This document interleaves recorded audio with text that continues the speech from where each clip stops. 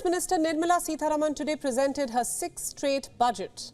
Following her speech, the ruling BJP-led alliance praised the interim budget. On the other hand, the opposition, as expected, slammed it. We bring you some reactions on the interim budget, cutting across party lines. इस budget में fiscal deficit को नियंत्रण में रखते हुए capital expenditure को 11,11,111 करोड़ रुपए की ऐतिहासिक ऊंचाई दी गई है. Well, it was one of the shortest speeches on record in the budget, and not very much came out of it. As usual, a lot of rhetorical language, very little concrete on implementation. Some serious questions about areas of omission. No reference to the success or failure of the PLI scheme, which is taking so much money. She talked about foreign investment without acknowledging that investment has come down significantly. She talked, frankly, about a number of things that are couched in vague language like for confidence and hope and so on. But when it comes to hard figures, there were very few figures available. अगले बार जब regular budget पेश करेंगे, उस बीच का जो फासला है उसको पूरा करके साथ साथ पूरा 2047 तक विकसित भारत का नींव कैसे रखना है, इतना सुंदर से रखा. मैं वित्त मंत्री निर्मला जी को और आदरणीय प्रधानमंत्री मोदी जी को बधाई देता हूं. Let me now introduce my guest of the hour. For more analysis, we are now being joined by Dr. Arvind Virmani, Honorable Member Niti Aayog, live with us from New Delhi. Mr. Virmani, welcome to WION. So, as we saw, there was renewed focus on the empowerment of the youth, the poor, farmers and women. How can that be achieved, especially in line with India's long-term development goals?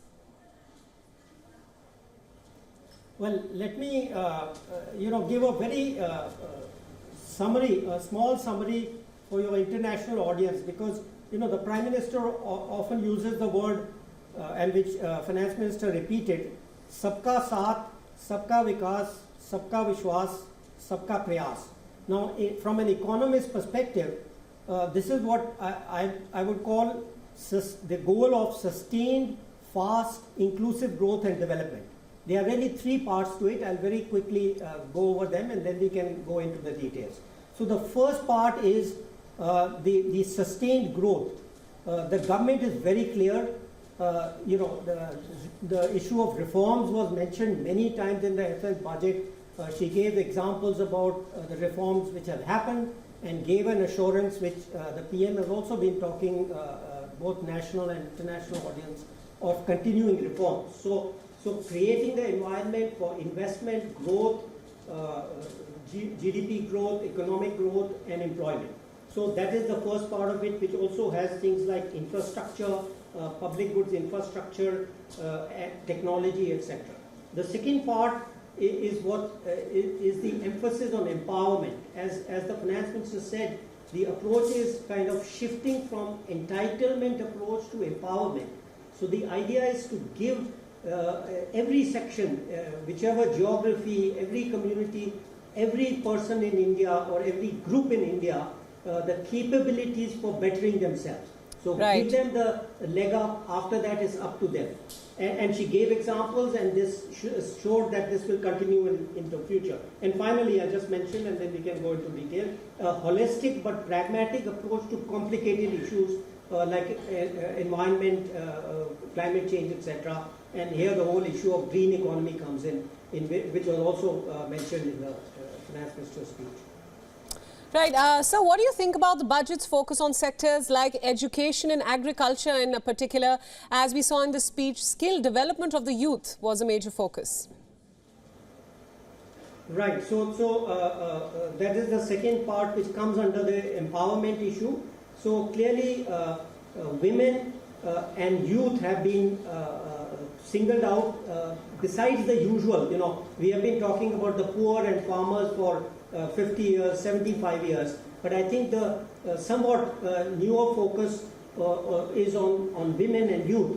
And here I think part of it is the skilling. So focusing, creating opportunities by skilling. The way I put it is that skills and employment are two sides of the same coin. You can't really have employment without having a skill.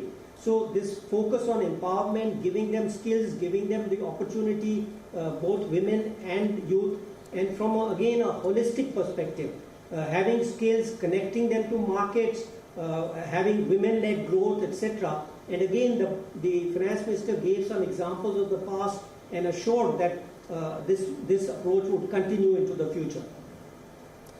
Let's talk about affordable housing, a new housing scheme for the middle class. Your thoughts on the same? One is the solar rooftop, which has to do with, again, infrastructure, electricity, and in some sense, in some parts of the country, over-dependence on the distribution system, which may not function well, empowers you if you have a solar thing. But the second part is just completing the process which has begun and been accelerated in the last 10 years, which is that everybody in the country should have a house. So I think it's just a process of completing that process. One of the things which is a hallmark of this government is, again, the Finance Minister emphasized this, that the focus is on outcomes. It's not just on how much money we spend, counting whether it's being dispersed, but what is the outcome. So review of the housing shows that there is still a need for further numbers of housing, and that's what the government has assured, that we will expand the number of houses provided under the scheme which has been going on. Thank you so much, sir, for your precious time, and thank you for all your insights on the interim budget. Thanks for joining us. Thank you. WION World is now available in your country. Download the app now and get all the news updates on the move.